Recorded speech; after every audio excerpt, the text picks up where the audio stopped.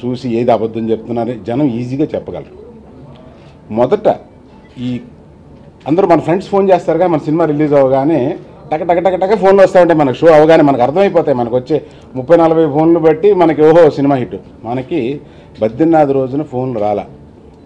ఏంట్రా ఇంకా షోలు అయినాయా, అక్కడైనాయా ఇక్కడైనాయా అని అనుకుంటుంటే మన ఫ్రెండ్స్ ఎలా ఉంది బ్రదర్, ఎలా ఉందని వాళ్ళు అడుగుతున్నారు. వాళ్ళు తెలుసు ఎలా ఉందని అడుగుతున్నారు. మరీ దగ్గర వాళ్ళు ఇలా అడుగుతున్నారంటే ఏదో తేడా ఉందన్నమాట అని అనుకుని సరే అక్కడి నుంచి ఆ రోజు వైజాగ్లో ఉన్నాము. అక్కడి నుంచి వచ్చాం. 3వ రోజున మొట్టమొదటిగా మన ఇండస్ట్రీ నుంచి సురేష్ బాబు ఫోన్ చేసి సినిమా బాగుందంట కదా అని అన్నారు. బాగుందని అంటున్నారు. మొదటి 2 రోజులు ఏమో మరి నాకు ఎవరో ఇది ఆ 3వ రోజు నుంచి కంగ్రాచులేషన్స్ ప్రారంభమైనాయి. అంటే మొట్టమొదట ఏదో ఒక ఎక్స్పెక్టేషన్స్తో అక్కడికి వెళ్ళడం, ఆ ఎక్స్పెక్టేషన్ మీట్ కాలేని వారు ఇండస్ట్రీలో ఎక్కువ మందిగా ఉండడం, మనకి ఫోన్లు ఇండస్ట్రీలో ఎక్కువ మందిగా ఉన్న వాళ్ళు రాపోవడం, ఇది జరిగిందా అని ఒక సందేహంతో నేను చూస్తూ ఉండగా ఈ కంగ్రాచులేషన్ స్టార్ట్ అయింది. ఈ లోపల బుధవారం వచ్చింది. సరే టోటల్గా మేము రోజు కలెక్షన్స్ పోగేసుకుంటూ వస్తే 16 కోట్ల చిల్లర ఏదో కలెక్ట్ చేసిందని. బుధవారం నాటికి 16 కోట్లు కలెక్ట్ చేసిందంటే పెట్టండి ఇవాళ మీటింగ్ అంటే వెంటనే ప్రెస్ అంటే అక్కడికి బుధవారం వరకు ఒక సస్పెన్స్లో ఉన్నది. బుధవారం నాడు దాని టోటల్ కలెక్షన్స్ చూసుకున్న తర్వాత మాకు ఒక దృఢమైన ఇది తప్పనిసరిగా మంచి సినిమాగా ఆడబోద్దని అనిపించి అప్పటికీ ప్రెస్లో చాలా జాగ్రత్తగా మాట్లాడాను. మీరంతా ఉన్నారు. మొదటి వారం అయిన తర్వాత దాని కలెక్షన్స్ 25 కోట్లు 26 కోట్లు గుర్తులేదు. అది మీకు ప్రెస్ వారికి కూడా చెప్పడం జరిగింది. ఆ రోజు కూడా మేము 187 సెంటర్లు 50 రోజులు వస్తుంది అని అనుకోలేదు. ఇందులో చెప్పాల్సింది ఏంటంటే సినిమా తీసేటప్పుడు మనిషి నాకు పెద్ద సక్సెస్ కావాలి, నాకు బాగా డబ్బు కావాలి, ఇందులో నాకు ఇలా అవ్వాలి, అలా అనేక కోరికలు ఉంటాయి కదా. ఇందులో ప్రప్రదమైన కోరిక ఏదై ఉంటుంది ఈ బద్రీనాథ్లో, బన్నీని చాలా గొప్పగా చూపించాలి. నెంబర్ 1 అది అవుద్ది కదా నాకు. కనుక నాకు సంబంధించిన వరకు, మా ప్రొడక్షన్ సంబంధించిన వరకు, డైరెక్టర్కి సంబంధించిన వరకు, ఎవరికి సంబంధించిన ఇది అదొక మొదటి కోరికగా ఈ సినిమా మీద పనిచేసాం. ఆ మొదటి కోరిక 100కి 100 పాళ్ళు నెరవేరింది. బన్నీ బ్రహ్మాండంగా చేశాడు, బన్నీ బ్రహ్మాండంగా చేశాడు అనడంతో తండ్రిగా సంతృప్తి చెందాం. బ్యానర్గా మన బ్యానర్లో బన్నీని ఇంత బాగా చేశాడు అనిపించుకోగలిగాం అనేది. కానీ బన్నీ చేశాడు అండంలో ఒక విషయం, తెర వెనక ఉన్న విషయాల్లో ఒకటి మీరు గ్రహించవలసింది ఏంటంటే బన్నీ ఎందువల్ల బాగా చేశాడు, ఎవరు చేయిస్తే చేశాడు, ఎవరు చెబితే చేశాడు. కొంతమంది డైరెక్టర్లు ఉంటారండి, పాటలు ఫైట్లు వాళ్ళు తీసుకోండి, మేము డైలాగ్ పోర్షన్ తీసుకుంటాం, మిగతా ఆ మాస్టర్లు తీసుకుంటారు, వీళ్ళు మాస్టర్లు తీసుకుంటారు అని చెప్పి ఇంటికి వెళ్ళిపోయి లేకపోతే సర్దుకునే పేర్లు అనవసరం. కొంతమంది డైరెక్టర్స్ ఉన్నారు అట్లాగా. కానీ ఆ కోవకు చెందిన డైరెక్టర్ కాదు ఈ డైరెక్టర్.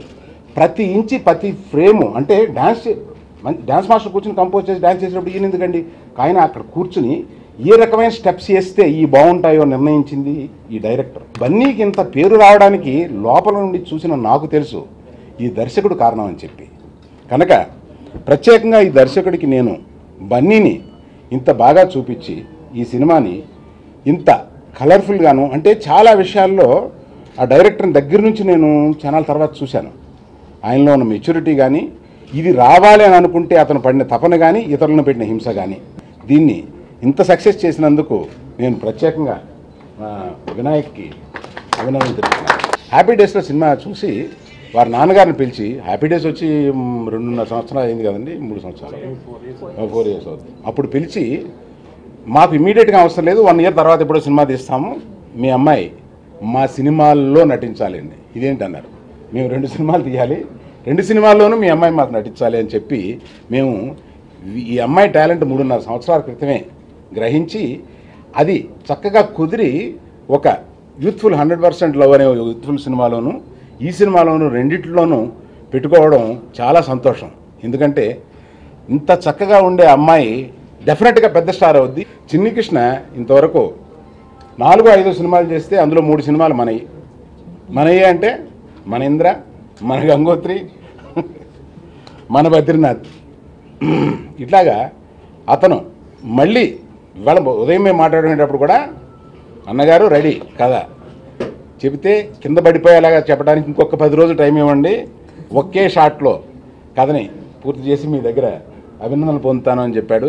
బన్నీని అంటే హెయిర్ స్టైల్ దగ్గర నుంచి తను పెంచిన తన బాడీ, తను నేర్చుకున్న విద్యలన్నీ కూడా ఎలా ప్రొజెక్ట్ చేయాలి, ఎలా క్యాప్చర్ చేయాలి అనే దాని మీద చాలా ఎంజాయ్ చేస్తూ చేసిన సినిమా.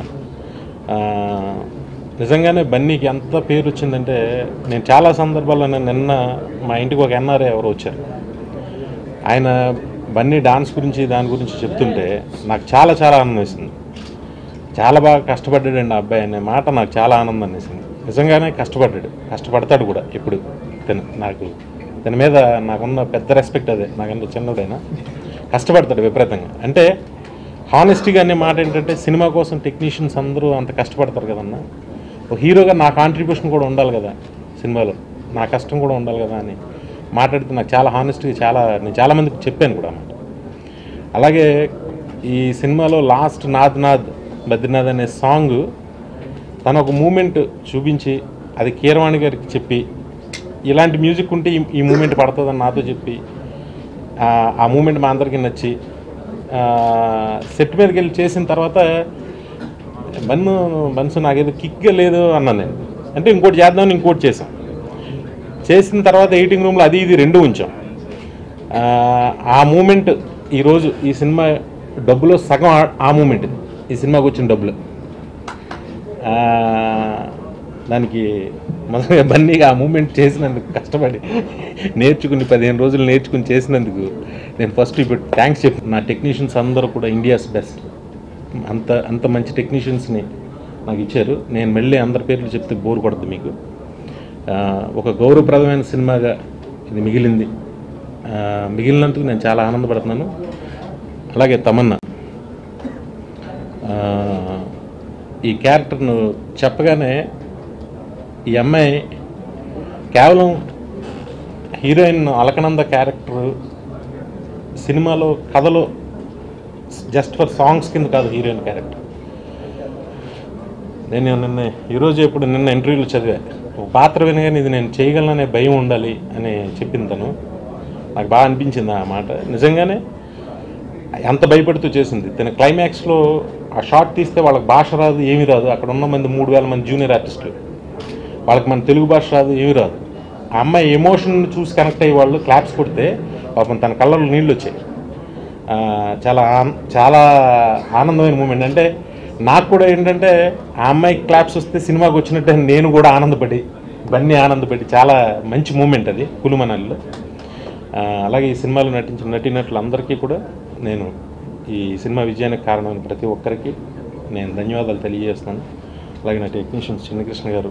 సినిమా సూపర్ స్ట్రాంగ్ కాదు కానీ స్ట్రాంగ్గా ఉంది. ఈ సినిమా ఇప్పుడప్పుడే ఖాళీ అయ్యే సినిమా కాదు, 100% ఇంకా చూసేవాళ్ళు ఉన్నారు.